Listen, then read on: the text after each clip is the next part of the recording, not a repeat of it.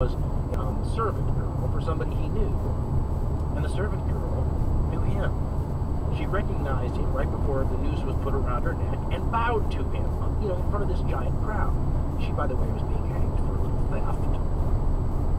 Such was the bloody couple, right? But Reynolds says the whole thing went well. What's the problem? He wrote to his friend Boswell about the criticism he received in the newspapers for going, and said, quote, "I am convinced it is a vulgar error, the opinion that hanging is so terrible a spectacle, or that it in any way implies a hardness of heart, or a cruelty of disposition, any more than such a disposition is implied in seeking delight from the representations of a tragedy."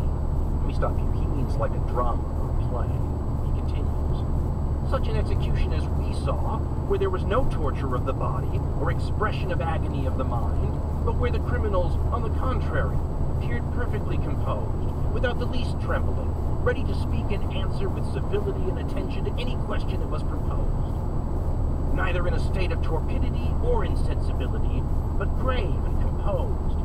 I consider it is natural to desire to see such sights, and if I may venture, to take delight in them, in order to stir and interest the mind, to give it some emotion, as moderate exercise is necessary for the body. If the criminals had expressed great agony of mind, the spectators must infallibly sympathize. But so far was the fact from it that you regard with admiration the serenity of their countenances and whole deportment." End quote. Now, this is clearly a guy who doesn't feel the physical pain of the victims that he's watching. Otherwise, he might approach his roommate describe this differently. 30 years before this guy writes that, Adam Smith, author of The Wealth of Nations, wrote something else called The Theory of Moral Sentiments in 1759, where he basically implied that it's natural when watching someone burn to death, as we've been saying, to feel the physical pain of the victim.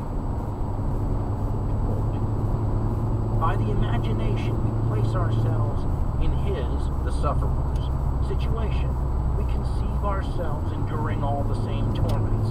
We enter, as it were, into his body, and become in some measure the same person with him, and thence form some idea of his sensations." End quote.